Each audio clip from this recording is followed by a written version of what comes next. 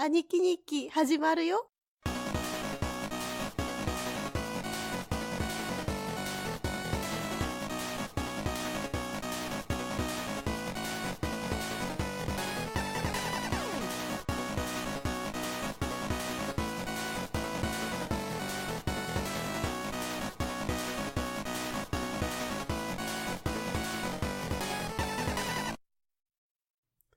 Hello and welcome to another episode of Aniki Nikki. I'm your Aniki Pato. Before we start, superfan Jeff got in touch with us to let me know that I made some mistakes in the previous episode, specifically related to Gegege no Kitaro. Kitaro is not half yokai, he's full yokai. He's actually the last surviving member of his ghost type yokai stuff, so sorry about that. I'm not sure why I was confused, but I was. So, also, Midama Miyaji was his dad, not his grandpa. I should have guessed that from his name, but I guess I was tired or whatever. My bad. Also, the Kamen Rider series that was used for the American Masked Rider was Black RX, not V2. I'm an idiot, but that's okay. Thank you for listening anyway. So, today we've got a brand new series. We're going to be doing the Rewatch, where we talk about shows that should be rewatched. So today I've got a good friend here. Why don't you introduce yourself? Hi, everybody. My name's Paul. I've been into anime, I guess, for about 20 years now, since the late 80s, early 90s. And I've been keeping up with it ever since. So I've got some picks for myself today. And yeah, I'm looking forward to talking about them. Me too. I'm looking forward to talking about it too. So we're going to talk about some older-ish anime. Some of them are going to be kind of new, but that's because I just wanted to talk about them. So let's say the rules are it's got to be at least 5 years old. So, you've kind of like forgot about the finer details of it maybe. But other than that, anything is game. So we're both going to say maybe 3, maybe 4. We'll see. It's an open format. So Paul, why don't you give us your first anime to rewatch? Alrighty. My first pick here is got a couple older ones now from the mid late 90s. So the first one I have here, if we go in order, is Area Zerum the Animation. This came out in 1994, June 1994, and it was originally a 6-episode OVA series. A lot of people might have seen it on the Sci-Fi Network in the late 90s. It was edited into like a 2.5-hour movie, so that they took the openings, endings out, credits out, and just played it as one big movie. They didn't really cut anything from it. Um, but I think I have seen this. I thought I didn't see it when we talked about it before, but I think now that you mentioned that it was edited down as a movie, I believe I watched it. Yeah, it kind of, I mean, when I didn't know anything about it when I first saw it, like I first saw it on Sci-Fi edited as the movie, and when I picked it up on DVD, they actually had it separated into the 6 episodes, which is the only time that's when I figured it out what it was. And seeing the opening and ending again, like just the original one, was really cool. They didn't cut anything out too, which was neat. They edited the movie pretty well for Sci-Fi, so you're not really missing anything. You're just missing those credit runs. Um, but I picked this one just mainly because I think it's kind of a quintessential like mid early 90s like just Japanese sci-fi animation. There's no CG, it's all hand drawn. It's really gritty looking, and from yeah, I know people could look at their own reviews, but a lot of people kind of say that it just really captures that sci-fi like different alien world type of thing, and it's just really good overall. The characters are good, the settings are good. You really feel like you're in a different world, and it's a really cool story. Um, so basically, it's basically, I guess it's pretty cliche when you look at it, but as far as the standard tropes, but basically you have Iria is the main character throughout the film, or the 6 episodes, and she's basically like a bounty hunter in space. So it's this alternate. I'm not really sure if it was an alternate universe or it was just like far out in a different planet that we've never seen. But she's basically a bounty hunter who is palling around with her brother, alleged brother. I guess later on, you find out some different stuff. But she's partnered up. Uh-oh. She's partnered up with her brother, and they're basically just bounty hunters in space, and they just take on odd jobs, and they know a bunch of unruly characters, some characters of ill repute that they kind of pal around with, sort of like, I guess, like a Cowboy Bebop type thing, where you get Okay. introduced, you get introduced to a couple people that are, you know, they're kind of like, they're unsavory types, but like they have that heart of gold type thing going on. So basically, the whole Zerum the animation comes in because they get tasked. Arya and her brother Gren get tasked with they get tasked with going and rescuing the ship that had apparently gotten hijacked, if I remember right. Which what they find out is that it was actually overrun by this giant alien, this unkillable alien called Zerum, and he's just this like ultimate being that was genetically engineered to be like just this ultimate evil destructive force. So the ship they were trying to rescue, I guess, had this being on it that broke loose and took over the ship and killed all these people, and it's just their job to try to get a hold of this guy. That doesn't happen, and you find out, you find out some other things down the road. But it's just basically Arya trying to go ahead and wrangle this alien. Um, you know, so like I said, it's really cool just seeing just a series that is just no CG. It's just early mid '90s. It's just really kind of a pure production, in my opinion. Hand painted backgrounds, just really good looking stuff. Those were the days, right? I I mean, mean, that's like yeah, so rare now. yeah. I mean, you see everything in CG. Like if you look at even the thing that comes to mind is like the new Berserk production, where it's like the 2016 version, where it's just all CG. There's some 2D animation in it, but like all the main stuff is just 3D. It's 3D animation with a cell shade. And honestly, that all comes down to just money, time, like production and things like that. Yeah. So you can see why people are moving to 3D. 2D is definitely a chore, but like when you actually see studios still doing 2D stuff, I really appreciate that when I see it. Yeah, definitely. It just feels like everything these days, like it'll be like all hand drawn stuff, and then there's an action scene. It's like, okay, all of a sudden everything's CG. And it's kind of jarring, and I don't know. We talked about CG in a previous episode with Hoseki no Kuni, but I am not a huge fan. So I mean, you could do it. There's definitely studios that could do it a little bit more tastefully, but yeah, when it's just like it's 2D, and then when you see jarring 3D, like when I was doing it, people would always say, if it's done right, you're not going to notice it.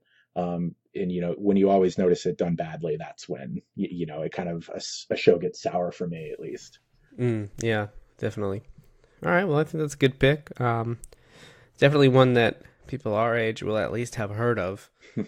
I think the newer people, I mean, like what, 25 and under, 20 to 25 years old people might not have heard of it before, but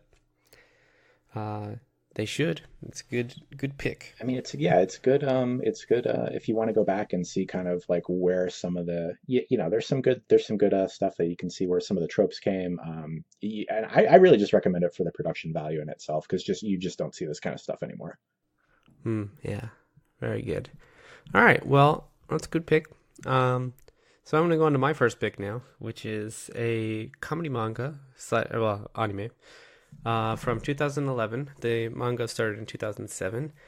It's called Sket Dance. I love Sket Dance so much. And I feel really bad because for a long time, to kind of date it, it was when I was using LiveJournal. So, that'll tell you the era. There was a person who used to always post the popularity chart from the back of Jump, Shonen Jump. So I kept seeing people complaining about Sket Dance being so good, but being at the bottom.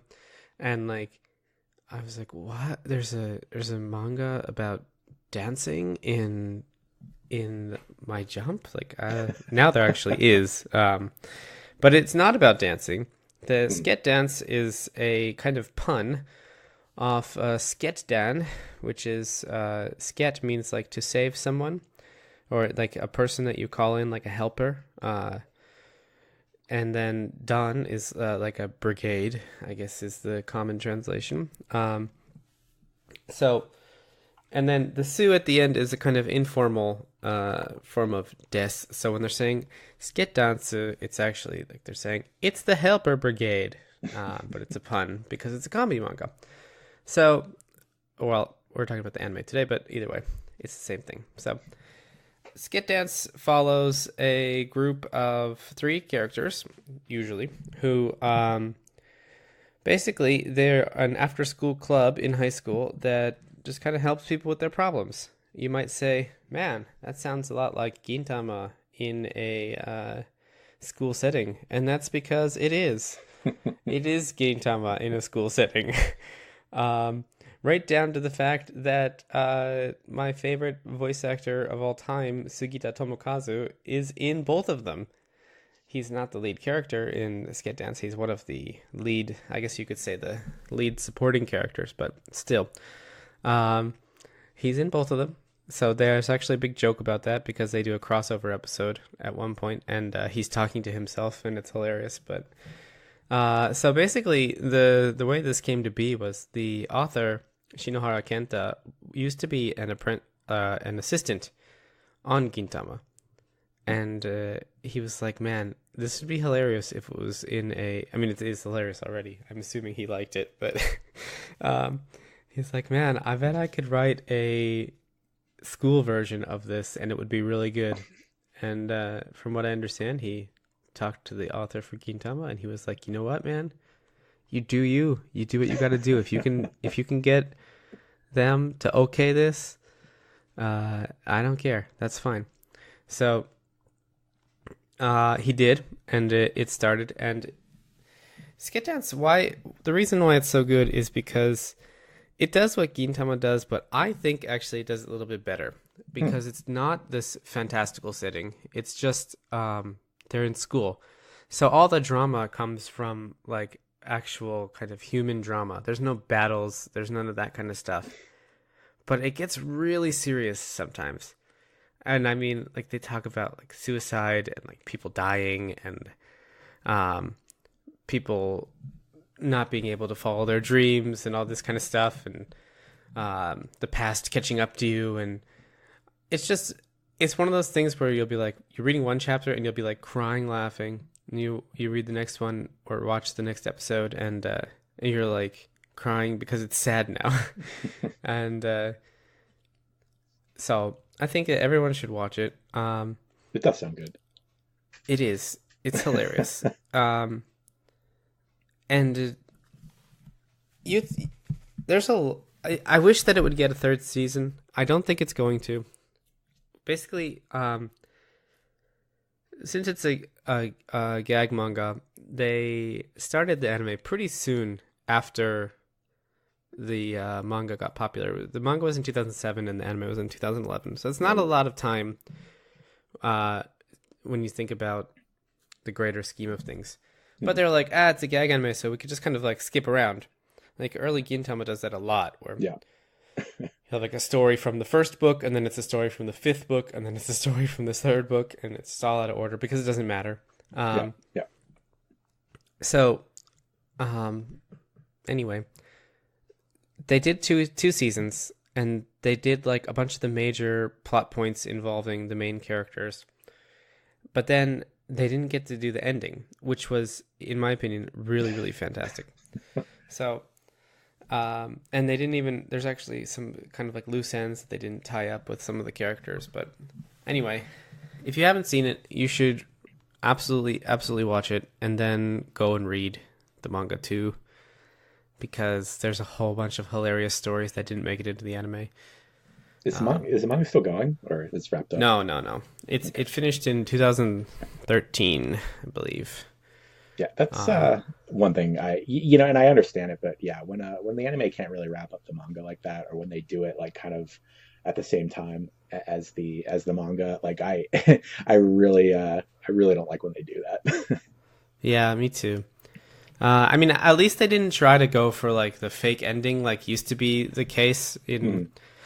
I feel like this is a good topic for another episode, but like younger anime fans don't understand the real struggle in like what was it, early 2000s, late 1990s, where every anime took a completely different turn halfway through from the manga, and or from whatever the source material was, whether it was a light novel or a visual novel or whatever. But suddenly you're like, whoa, wait, this is kind of dumb. And then you read the manga and you're like, oh, I see, because this was the real story. That makes sense now. Yeah, You don't really see that much anymore. no, I think studios are kind of waiting a little bit longer, but there's I know there's definitely some shows out now. I think that are, light novels are still going out. The manga's still running. Um, so yeah, I can see like if something's really popular, I know people want to rush it out into anime to get it to a wider audience. But yeah, when you can't wrap up the story like that because the manga's still running, like that really kind of sours the show, I think. Yes, I agree. Mhm. All right, well, how about we get to your second pick then? My second pick. This is a show that I think in Japan when it came out, I remember like when I bought the DVDs initially, they put those big like promotional like banners on the back that were like, oh, this was the number one, rated anime in Japan for this year, blah blah blah, and that is going to be Martian successor Nadesco. This Yes. came out in the original run apparently was from October 1996 to March 24th, 1997. It was 26 episodes long. There was a couple of novels, I think light novels came out after the fact, and a movie that came out. I didn't read the light novels or the movie. Apparently, those aren't as good as the original series, which is fine. I think the original series kind of wraps everything up. So you don't really need to watch the rest of the stuff or watch the movie or read, but I guess if you wanted to, you could, if you really liked what you saw. Um, but basically, Martian Successor Nadesco is kind of like a comedy, drama, parody, sci-fi show with mecha, um, where it's far into the future. We're in like the 2100s, where Earth has colonized Mars. Humans have colonized Mars. There's faster than light travel. There's all this new technology going on. But the main story revolves around uh, just this guy named Akito. He's a cook in a restaurant, and somehow he gets sucked into this like universal war, basically, where like aliens are invading Earth and Mars now from Jupiter. So the aliens are just called the Jovian lizards at first. So you don't really know, and you don't see them. So the only real enemies are like other different like mechs. They seem like drones and things like that. So you don't really have any idea who these people are or who these aliens are or why they're attacking Earth. But Akito finds himself sucked into this war because apparently he has some sort of aptitude for piloting these robots. And the thing about him is that he doesn't know how he got to Earth, but he knows he's originally from Mars. So he kind of has this amnesia going on. He gets sucked into this conflict, kind of like a Mobile Suit Gundam type thing, where he just gets in a robot and he could pilot it. Um, but one thing that I think is funny about the show too is that he is basically he's just an anime fan. He's an otaku, and he really likes this anime called Geki Ganger 3, which is a very obvious parody of stuff like Getter Robo, or Mm-hmm. like any of the giant robot animes from like the 60s, 70s, 80s kind of thing. Um, Mazinger and all that kind of yeah, stuff. exactly. And so throughout the show, you see, basically like there's like episodes within the anime where like they'll just show you like entire episodes of this anime, and a lot of the characters basically like some of their lives revolve around it. Like you meet a character who's all about Geki Ganger 3, and like he lives by all the like all the values that the anime has in it. But other than that, there's a lot of comedy mixed in. There's like this harem dynamic in there. Apparently his the ship that they're on is this like super advanced battleship, that is the captain is basically his childhood friend. And all these like women are like head over heels for him. He doesn't understand why, but like through it all, he just wants to watch anime and like cook food. But he's still like getting into this robot and like going and fighting and stuff like that. So there's a lot of parody in there too. Like I know they reference like Battleship Yamato. There's a lot of like goofy sci-fi tropes. Like if you watched, earlier, like, Gundam, giant robot anime, stuff like that. It's all in there if you've seen that. So coming back to it, if you've never watched any of that stuff previously, you might not really understand like what they're doing. But Mm-hmm. if you do, rewatching it, I think is definitely a treat because those jokes aren't dated now because they're trying to they're referencing anime from so long ago, so it's all still kind of there. Um, Right. If you're referencing a classic, then the reference never gets old. exactly. Right? What I think is cool about this show is probably about halfway in, it does start to get a little bit more serious. And there's definitely a couple twists that make it more of a drama toward the end of the series. Um, I thought it was good initially because like I had really never seen anything like this. When I had started watching anime, I basically just bought these DVDs blind just because there was no other way for me to like watch anime or get anime during the Yeah, time that's period. how it So was in the yeah, Wild West. yeah. So I mean, I saw it. I read about I just read the covers and I bought the anime and I ended up really liking it. And apparently, like I know it's got good ratings right now. I know in Japan during the time, I think it was pretty successful, but I mean now I don't hear anything about it. So I definitely thought this was a good candidate for a rewatch or at least a first Yeah. view. If you're into like sci-fi comedy, mecha anime, this is kind of a good place to start. Yeah, I mean, it's like one of those ones that people like that are our age or older talk about to kind of brag about how long they've watched anime, right? Like, you don't really hear it in like the regular course of conversation, except when someone's like, "There's never been an anime that can outdo Nadeshiko." Like, I mean, right? I mean, if you're looking at modern mecha anime now, yeah, I mean, you're gonna watch this, and the one thing about Nadesco that I'm remembering is that it had some of the first like there was some like really rudimentary like computer CG stuff in it. Probably right now, I haven't watched it in a while. That's why it's on rewatch. But I need to go view it again just to see how like badly or how well this stuff aged. But this was kind of the realm where they started kind of inserting that new CG stuff into it. And if I remember right, like it's not they didn't overuse it, but when you see it, you definitely know what it is. But other than that, yeah, it's a really cool 2D, basically 2D mecha anime with a lot of comedy and some drama elements in there. So yeah, it's a cool time. well, I love robots and I love comedy, so I'm definitely gonna give that a watch. Mhm. I haven't actually seen it. I somehow Oh, really? um, was never at my video rental store. I mean, it was like Mermaid Scar, 3x3 Eyes, a couple episodes of Rama One Half, Uh-huh. uh, The Adventures of Kotetsu. This weird OVA. Like, why is it there? I don't know, because ADV licensed it, so Well, it's yeah, there. this was an ADV show originally, so I'm surprised we didn't ever watch it. Um, Yeah, me too. but yeah, and that's what I mean. Like, other than if you didn't see this on like a DVD rack or anywhere, like I hadn't seen it anywhere other than when I bought it the first time. Um, so that's kind of weird to me. But I guess when you really take a deeper dive into the show and really look at it, maybe the audience just wasn't there at the time. Yeah. There's no real way besides VHS and DVDs to watch at the time. It was Mhm, mhm. pre Cartoon Network, Toonami.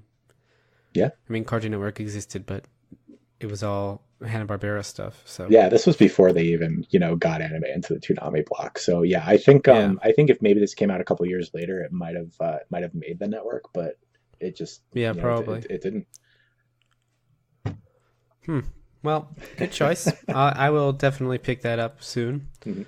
So I'm going to move into my second choice, which is a series that is close to my heart because I love Sugita Tomokazu, and uh, it's it's originally based off a series of light novels from 2003. So starting in 2003, the anime didn't come until 2011. So we just had 2009. Sorry, um, and that is Suzumiya Haruhi, the melancholy of Haruhi Suzumiya in English.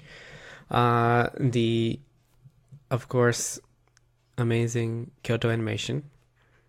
Got Hirono Aya on the main character as well, which led into what I think is one of the best cross-series gags with Lucky Star.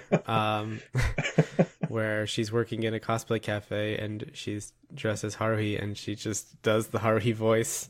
And everyone's like, whoa, that's crazy. You sound just like her. I mean, Haruhi was like so amazing in every way. And I actually, for the beginning of it, I actually like the anime a little bit more than the light novels. Because in the light novels, Kyon is like a huge dick. He's so mean.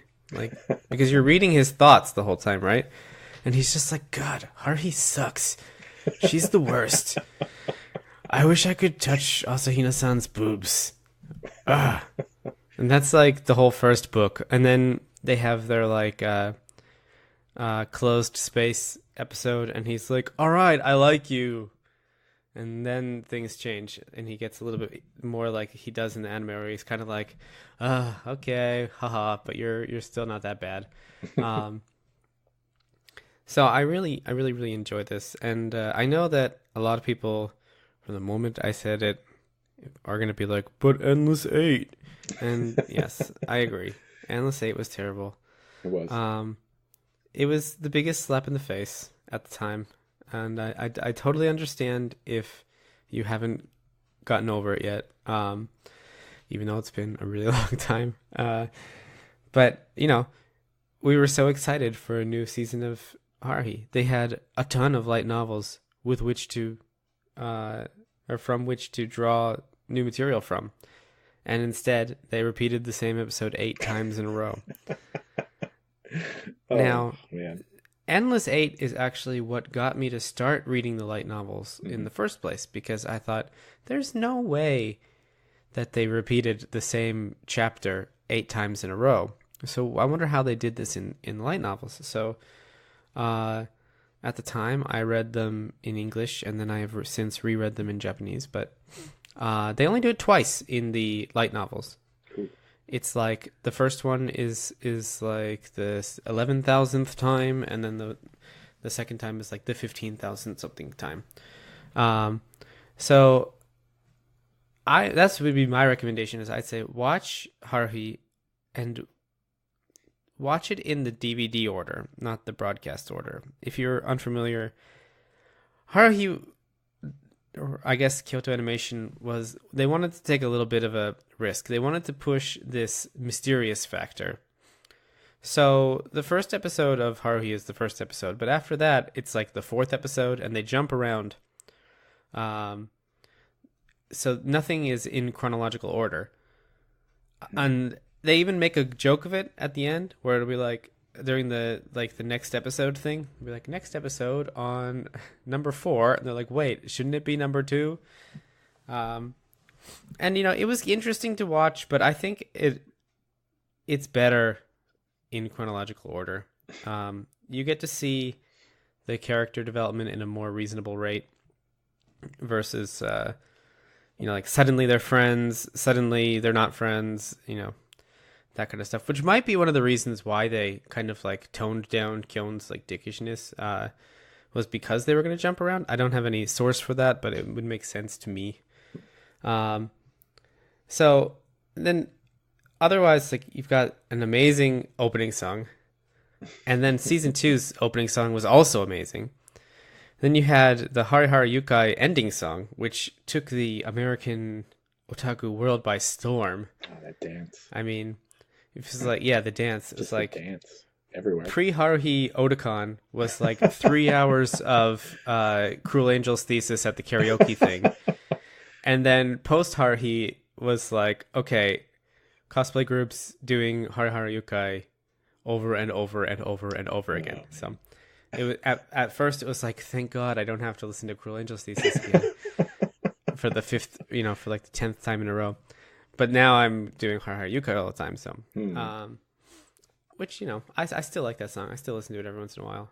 Sing it at karaoke. People are like, "What the hell is this?" And I'm like, "You don't. I'm sorry. And then the season 2 ending song was also really good. So the season 1 was season 1 was Boken Desho and Hari Yukai in season 2 was Super Driver and Tomare, which are both like super anime-ish, get pumped up, wave your fists in the air, have fun, forget about life songs. So, and I think they kind of fit everything fits, especially the first one, especially Boken Desha really like fits you, or gets you ready for that, the experience that you're about to get. So just a quick overview of the plot, if for some reason you've never seen it. Now you say like, oh, everyone's seen Haruhi, right? Nope. But Doubt it. here in Japan, like 3 weeks ago, I was talking to some of my students, junior high school students, and a high school student. And I was like, yeah, I'm rereading the Haruhi light novels. And they're like, Haruhi? What's that? And I was like, like Suzumiya Haruhi no Yutsu. And they're like, I feel like I've heard about that before. And I was like, are you kidding me? It's like, you're Japanese. You're anime fans. Like, they are hardcore anime fans. They're my students. Oh, wow. These two kids are hardcore anime fans. And they just didn't have any idea. So I lent him my books, and then he returned it the next day, and he was like, I read this all last night. This was amazing. Wow. I was like, yes, it is. I mean, the light novels are pretty easy reads. Sure. It's lots of dialogue, so it's easy. It's quick. But anyway, just in case you haven't read it, Kyon is a normal high school guy. He is kind of lethargic about life. He doesn't really care about anything. He picked his high school because it's close to his house. He regrets it because it's a big hill, but So the first day of school, there's this girl, and she stands up and she's like, I'm Haruhi. I have no interest in normal humans. If you are an Esper or a time traveler or a robot or alien, then talk to me. Otherwise, go F yourself. So and she just sits down, and he's like, wait, what? So he kind of like tries to talk to her, and then they become friends, and then they meet a time traveler and an Esper and an alien who's what's the deal with Nagato? Is she's a being made up of data? Yeah, so I thought she was they more call like, her an alien, but she's like a robot. Yeah. She's like a human interface model is what they call her. So I kind of see her more as a robot, but in terms of the text and the words that they use, they always refer to her as an alien. So I don't know. It's kind of weird, but anyway. But she doesn't know that because she's actually superpowered, and she can destroy the world by accident, and she can change reality, and no one knows why. So that's why all these groups are like interested in watching her. So it's a really super interesting. It's definitely made with I think the audience already being into anime in mind. Like, if you took I think it could have a huge mass appeal as an actual interesting science fiction / comedy if they took away all the Mikuru stuff. That's that part of it is what makes it really hard to recommend it to people who are not already desensitized to that kind of stuff. Yeah, so, I can see that. People are like, that's sexual harassment. You can't do that. I'm like, yeah, you're right, but it's okay because she's a girl too. It's Japan. It's a different world. So anyway, Suzumiya Haruhi. Well, I mean, Paul, I know you liked it too, right? I mean, I honestly... Tell me. We talked about this before, but I honestly... Endless 8 is what kind of killed it for me, and I didn't really get past that point. I have it all on my machine here. I just need to watch it all again, and I just need to do the smart thing and just skip Endless 8 and just go from there. Just watch. See, you already have seen at least one episode of Endless 8. I think you've watched 4. Yeah, if I remember correctly. Yeah, at least. So for you, when you get to Endless 8, just skip to the last one. Yeah. So you can see how it wraps up, and then continue from there. I mean, that's like Endless 8 because they wasted 8 episodes of a 12-episode season. There's not a lot after that. Now, the trick about Endless 8 was, so I'm just going to talk about this really quick before we go on to the next one. But like I said, in the original broadcast order, Um, they were all out of order. Now, when season 2 came out, they didn't just release season 2. They started from the beginning again. They actually rebroadcast the entire series, but this time in chronological order. Hmm. So that's why, Endless 8 happens at the end of the series. So you've already seen most of the new episodes. And then there's 8 episodes of the same thing over and over again. And a lot of people dropped it. They're like, well, I don't even care anymore. Like, I don't even care if I miss a new episode at the end because this is dumb. It's kind of, that's where I was at. Yeah. So, I mean, it's unfortunate because, like I said, there was some really great stories in the light novels that they could have used. They could have, I mean, the movie is, a lot of people say like it's one of the greatest anime movies like ever. And I agree with that, but I think the light novel is actually so much better. So it kind of like dulls the movie experience for me because I'm like, yeah, that was really good, but the book was better. And so like they could have just made that 3 episodes or 4 episodes of in and replaced Endless 8, and people would have been like, season 2 of Haruhi was the greatest thing to ever happen to anime. And instead they're like, you've got people like burning their Haruhi collections or like cutting off the heads of their figures or whatever. So watch Haruhi, but skip 6 episodes of Endless 8. Yep. Watch the first one and the last one. There we go. And then you're gonna have a great experience. And then read all the books. All right, so that'll be enough for the Haruhi discussion. So Paul, hit me up with number 3. All right, number 3 that I had. I think this is one maybe a lot more people have seen just because it got a lot more exposure. And this is going to be Outlaw Star. Oh yeah. And this was originally in the anime came out in 1998. Sunrise. I think 1998 was a great year for Sunrise. That's a different topic in itself. But late 90s were a really good time for some shows. But Outlaw Star was actually, when I was reading up on it, it only was like the original manga for it was only like 3 volumes, so it wasn't like a long story at all. And Okay. there aren't any like real translations of it that were ever made available out in the US. So like I guess it was kind of not really a big, like it wasn't on anyone's radar in Japan. It didn't really go anywhere, but somehow it like made it over here. And it had a couple. And it was hugely popular. It had a couple runs on Cartoon Network. Definitely, like I remember it was on like the regular like primetime block. It was on Toonami like late night. I think they had a different uncut version for it because there's like cursing and stuff. But I had actually watched it before any of that. Like this was another one of those shows that like I just saw on the rack in a DVD collection. I'm just like, all right, like the show looks cool. And the show has some heavy hitters in it. There's Sunrise, obviously doing the animation, and I think the character designers and the mecha designers. The mecha designer, I think, was Shoji Kawamori, who you might remember from Macross, did all the Macross mecha designs, and then all the Gundam 0083 designs. So like here we have this like super heavy hitter like mecha designer working on this Outlaw Star show. So like he designed like all the spaceships, like all the robots, all the technology in there. So like that in itself for me is really cool. The show is really there's a lot of style in the show. It's really a cool looking series.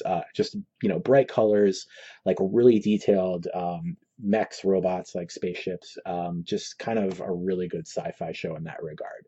But basically, the whole premise of the show is, again, we have a ragtag crew of just people in space, guys in space, like just trying to make ends meet. We have a main character, Gene Starwind, has this like little 12-year-old sidekick, like mechanic, like genius mechanic, and they're just like this, running this jack of all trades shop, and they just kind of do odd jobs for people, like Gintama, Cowboy Bebop, all that junk.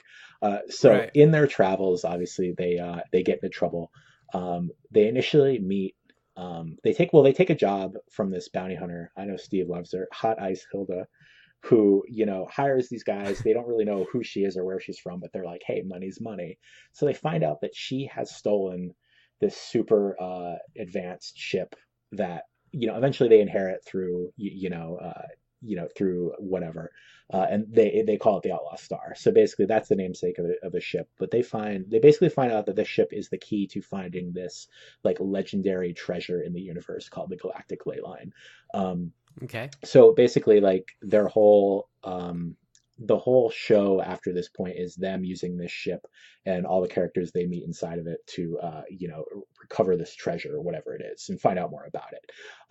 So there's some cool stuff in the show that like I hadn't seen previously, when I was in my just watching anime. So you have the ship. It uses this like female robot that interfaces with the ship called Melfina. So they find her in like a suitcase and like plug her into the ship, and like she helps run it and interface with the ship. So like she is like this cyborg who knows she's a cyborg, and then there's stuff later on where she's like questioning herself and like what is existence and all this other junk.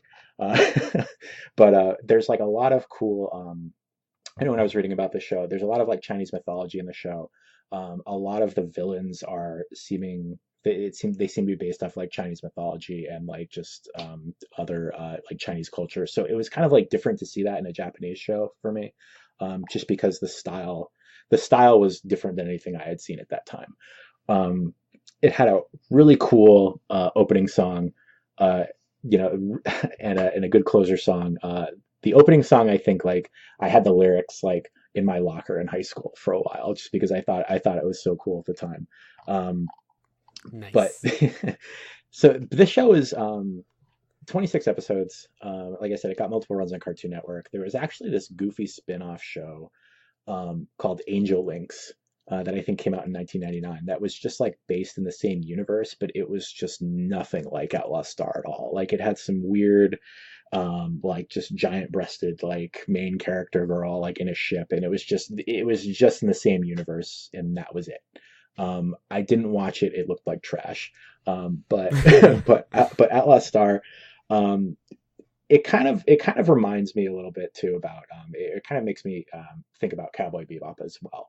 Cowboy Bebop's definitely a lot more serious, a lot more gritty and stuff like that. But Outlaw Star kind of has similar things where there's a lot of episodes in between where it's kind of just them going about their daily life, like doing these weird jobs, like hilarity ensues type of thing.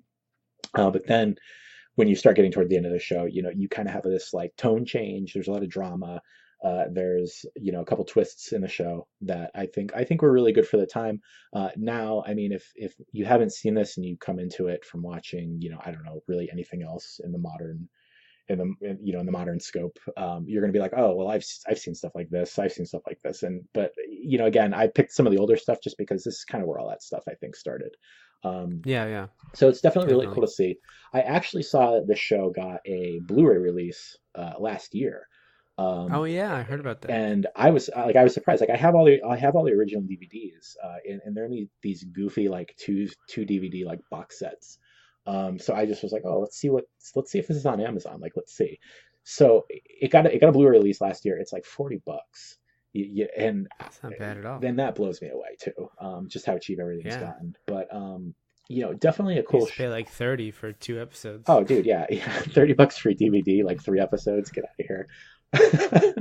But I thought the show, definitely the show's pretty cool. It's got that like space drama, opera, western, sci-fi stuff. It's got a lot of stuff, cool stuff going on. The characters are really neat. Really a lot of style. Just colors, music, all that cool stuff. So, one thing too, I just wanted to mention real quick is that this was just really cool because I'd never really seen anything like this at that time again, and I haven't seen anything like it after that. Really, is that Gene Starwind as a character? Basically, his whole motive for all this stuff is like he hates space, he hates traveling in space, but his only reason for being in space is because he wants to get revenge on these space pirates that like basically killed his father. So and that's introduced very early on, and that's why you find out he's terrified of space. So like one of the whole underlying things here is that he hates what he's doing, but he like just keeps pressing on just because he needs that closure. But one thing, and I don't think it was ever explained in the anime either, it might have, but I forgot, I need to just watch it again, is that he has this really cool gun. And it's like his main weapon throughout the entire thing, and it's this caster gun, basically what it's called, and it's like it's a single shot pistol, And the cartridges are actually they're like loaded with magic spells. And when you load the cartridge and fire it, it shoots magic at whatever you're aiming it at. And there's like, I think there's like 20 different types of cartridges that you can put in there. And basically like the number that was on the shell designates like how powerful or how rare the spell is. And later on, like you find out like he starts like finding more rare and rare spells. And what they start doing to him and everything around him kind of adds a lot more interest into the show too. And I thought that was a really cool aspect to have because some of the stuff always comes back to his caster gun and like how it can get him out of that situation. Um, so again, I haven't seen really anything like that, and anything after Outlaw Star, but that's one thing that definitely sticks with me. So yeah, overall, it's a cool show. Check it out. Yeah, I mean, that was in that era that kind of started to, I guess, normalize, like bring anime into the main culture, right? Like that Toonami block where it's like Sailor Moon, Dragon Ball, Outlaw Star, Gundam Wing, and Tenchi Muyo, right? Like, and then later on they'd get Rurouni Kenshin, and they picked up G Gundam later, and, all that kind of stuff. They started running the original Dragon Ball. Death Note, I think, was on there at some point too. Yeah. I know it was at least very popular in Hot Topic, but I remember, going from, like we were talking about before, it being like impossible to watch anime, basically. Yep.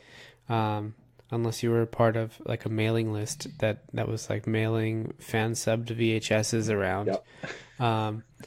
And then, it started to, by the time we were in maybe university or something like that, people were like wearing anime t-shirts around all the time. And it was like, wait, what? Yeah, they start walking. I couldn't even, that kind of, it's kind of like that era was a really, really amazing thing and then a really, really unfortunate thing at the same time, I think. No, I agree. Going to early anime conventions, when you go into, I mean, this is also a kind of sign of the times in terms of like, or not sign of the times, but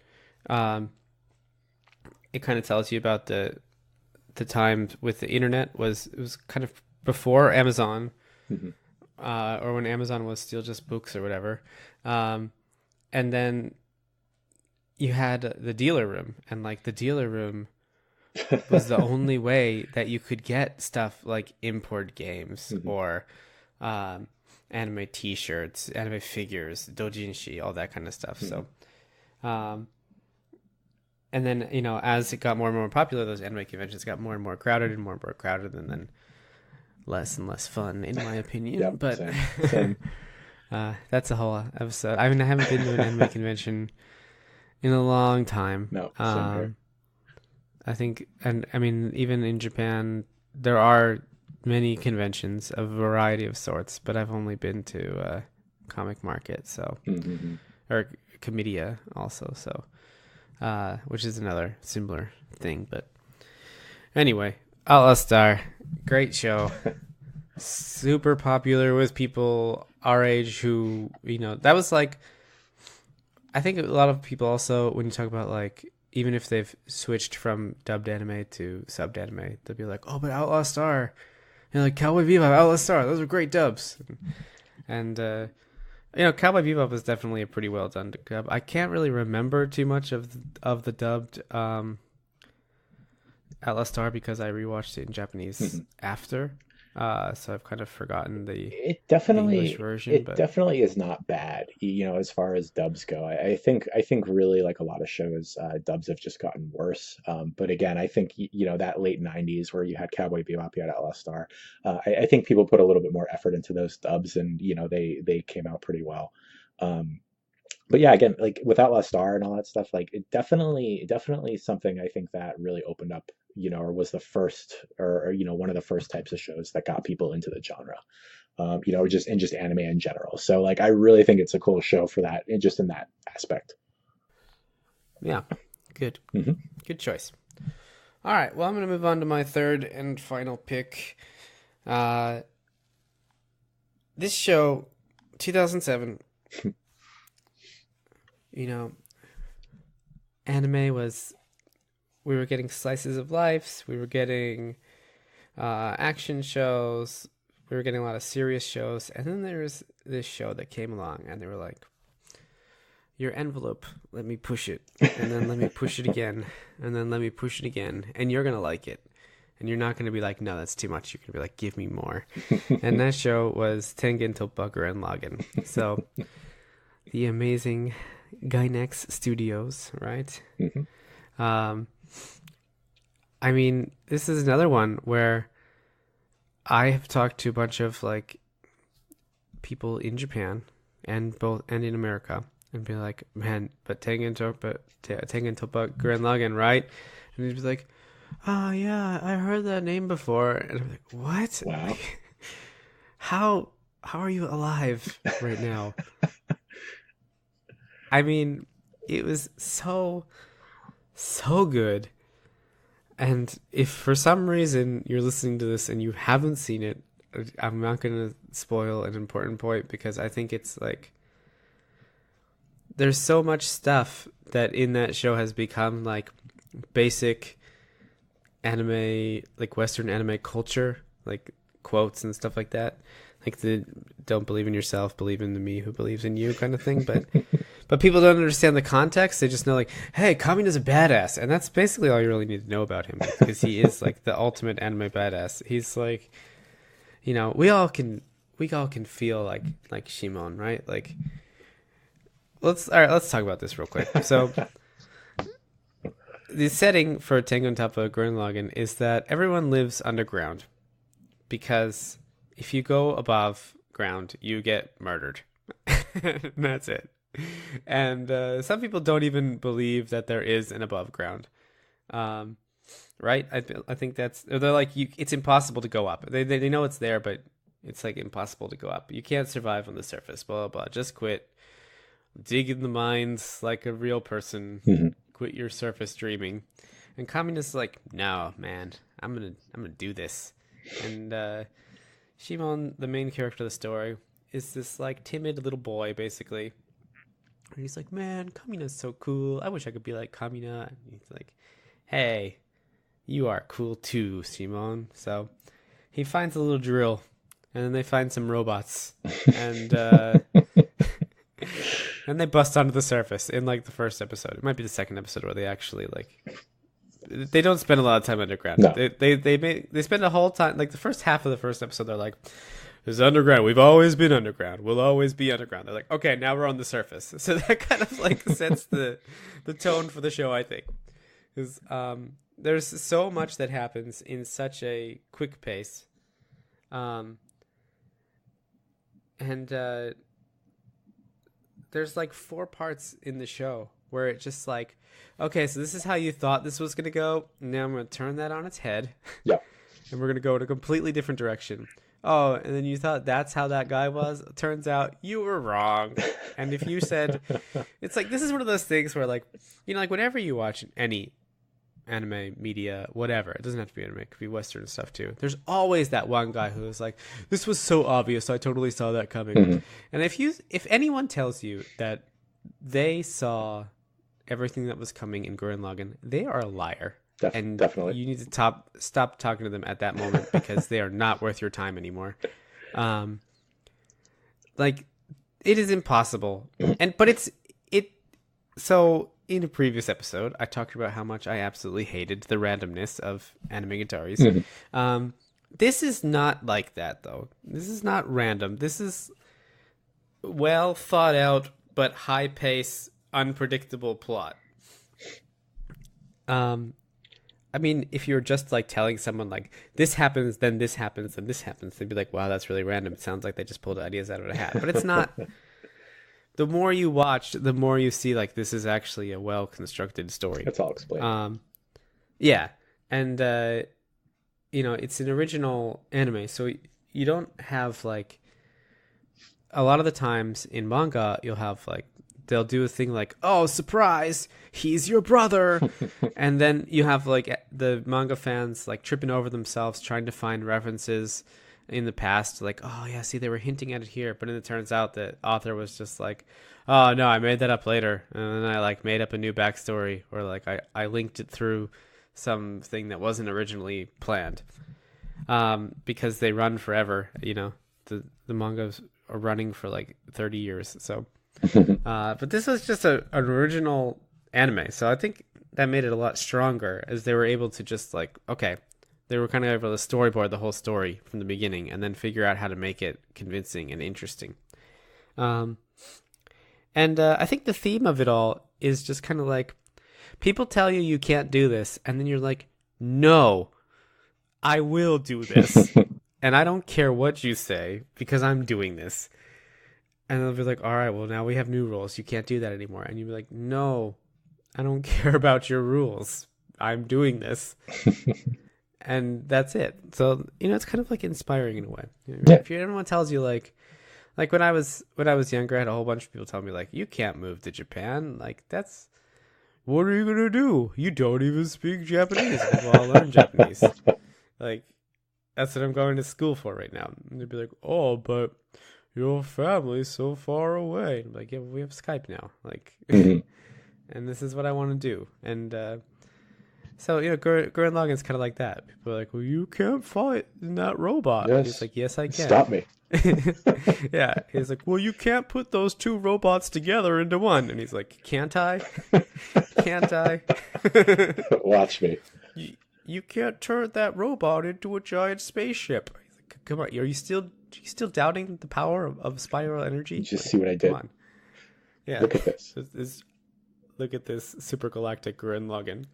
Like, so anyway, also before we go, opening song, man. Oof. If you listen to that opening song and you don't get pumped up, you're dead, or you're trash. Like, and not the good kind of trash. Not like the Eromanga Sensei kind of trash. Like the smelly used diaper kind of trash. I don't care who you are. I don't care if you don't like anime. If you don't like that song, you're dead to me. Don't write an email. Don't get to me on Twitter. Because I'm gonna block you immediately. So how much did you love hearing that song in Saikano? Oh my god, I freaked out. I think I texted you immediately. Yes. And because It was like that was before they actually revealed that, like, right, that it was an anime band. Yeah. I was like, oh my god, I can't believe they're playing this. I was looking away, like I was looking at something else while it was coming on. Then I heard like the opening riff of that, and I was like, wait, what? Yeah. Like, did I just click on another video? And no, it was Yeah. excellent. Yeah. So that was great. I mean, that's another one where like people know the song. People that don't know the anime, like that I've talked to personally, be like, did you watch that? I'd be like, no, but I definitely heard about it at some point. And I'll be like, oh man, well, when we go to karaoke and like I sing the song, they're like, oh yeah, I know the song, and they're like singing along with it. Like, what? The ending song was great too. Mina no Peace. That's another one. Was like, you're like, oh man, I can't believe this episode is over. But Mina no Peace, it's all right. You get like really pumped up. So Yes. yeah. Iconic characters. You got Yoko. Everyone loves Yoko, Oh, right? everyone. Like They should. Nia. Yeah.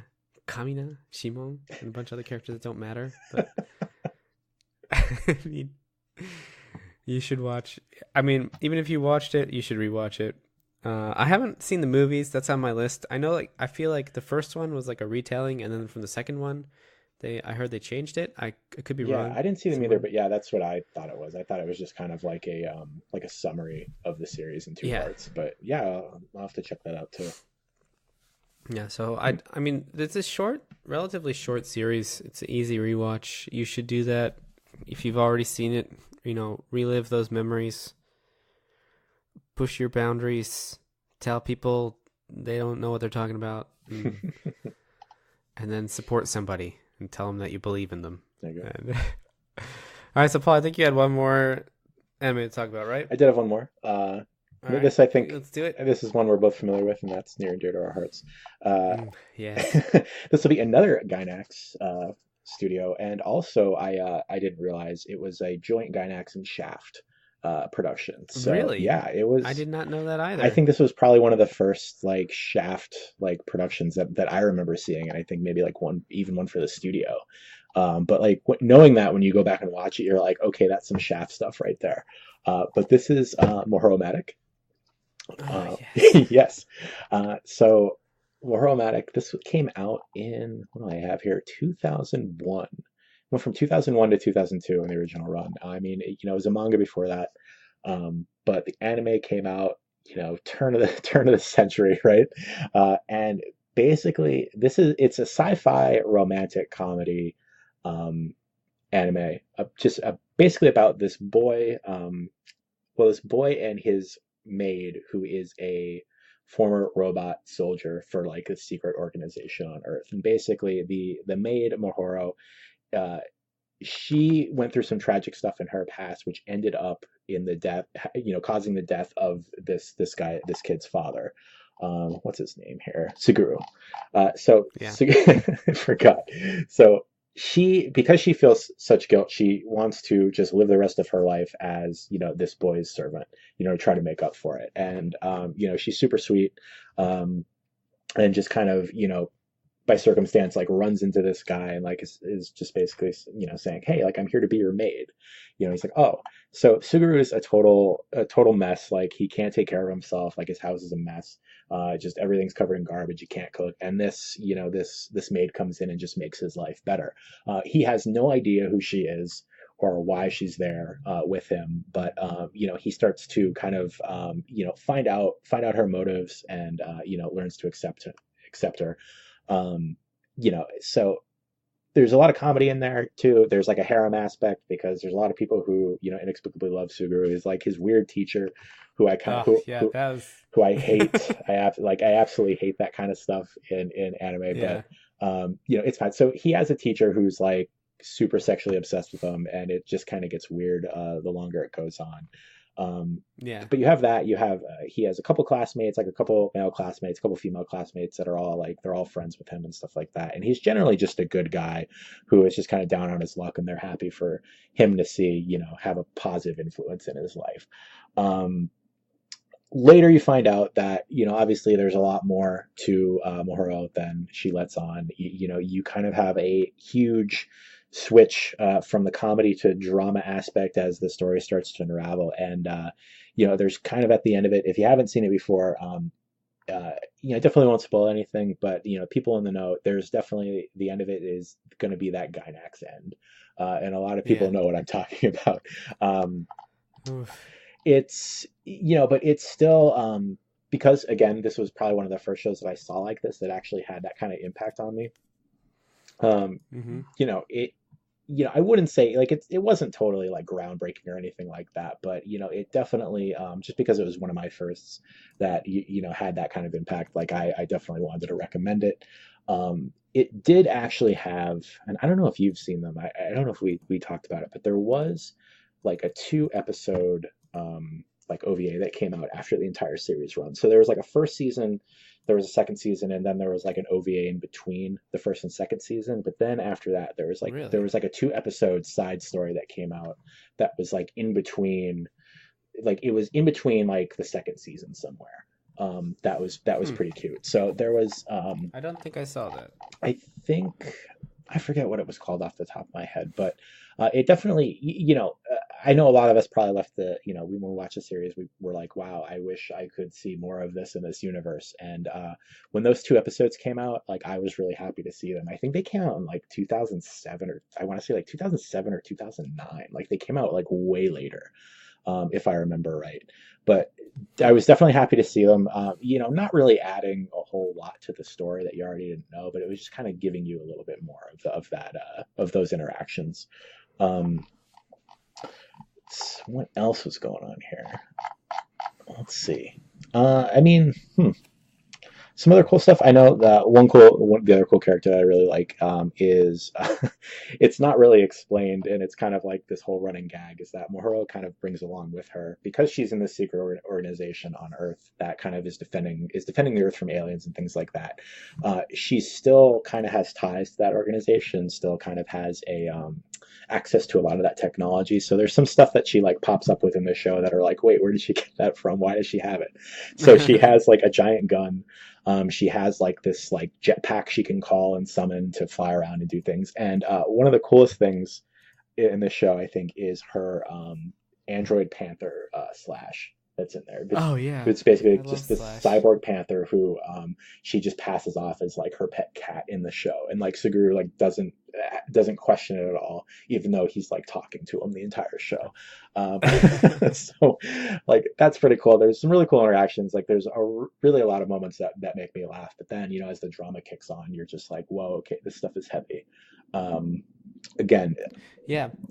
Well, because that like in terms of the drama thing, they have from the very first episode, mm-hmm. they're like, Mihoro, you have, you're right. approaching your expiration date. Right. In every episode, it's like days until deactivation, and you're like, right. no, stop that. And right. and as it keeps going, you keep waiting for something to happen. Mm-hmm. Where they'll be like, oh, it's all right, we found you a new battery or something like that. And I'm not going to spoil it. Maybe she lives, maybe she doesn't. You got to watch or rewatch and re-experience the joy or sorrow. But that the pressure is real. No, yeah. When you're watching that, and it's like, it starts out, and then you're like, oh yeah, like 365 days. And it's like 20 days until deactivation. You're like, whoa, wait, yeah, what? I definitely forgot about that. Yeah. So yeah, just in general, like there's a lot of other combat androids in the show that you see later on. They're like side characters; they don't matter. But from early on, you find out that she all these combat androids, because they use up so much power and energy, they have a limited lifespan. So because Mihoro is like the ultimate like badass like android for this organization, they kind of just let her retire, because she has I think in the show like they give her like a year. So yeah, I'm pretty sure it's a year. So already you're like, oh man, this sucks because she's so cool. But yeah, you have that running countdown, and then you're just waiting for something good to happen, and whether or not that happens, yeah, you have to rewatch. Yeah. Nice. All right. And opening songs, ending songs. Whew. Is there ever some good ones? Definitely. Like all the music for that is great. I sing Mojoro de Mambo every once in a while, like karaoke, and people are like, "What is this?" What? I'm like, "I'm sorry, I'm trash," but I am. So that's the one that I only pull out for close friends. Yeah. Even if they don't watch anime and stuff, they'll be like, "All right, sorry, but I like you a lot, and I think you like me, so you're gonna have to sit through this for 3 minutes." This is my gift. The non-TV version is really long too. Oh yeah. It's like uncomfortably long. Oh, if you're not into it. So yeah. All right. Well, I think we've built a pretty good list of stuff to watch for the folks at home. It's a good place to start. We'll call it there for today. Excellent. Yeah. Thanks for listening. If you're new or haven't gotten around to it, you can subscribe to us at anikiniki.podbean.com or search Aniki Nikki on iTunes. If you're really angry because your favorite anime wasn't talked about, or because you disagree with the fact that I told you to watch Haruhi or something like that, why don't you get in touch with us by sending us an email to anikiniki@gmail.com, or hit us up on Twitter or Facebook at Mark Aniki Nikki Pod. There's a pod in there. There's not one in the Gmail, but there is in the Twitter and Facebook. So, all right. Well, that'll about do it for now. Have a great day. See you next time. Bye. You're not gonna say bye? Oh, see you. Bye.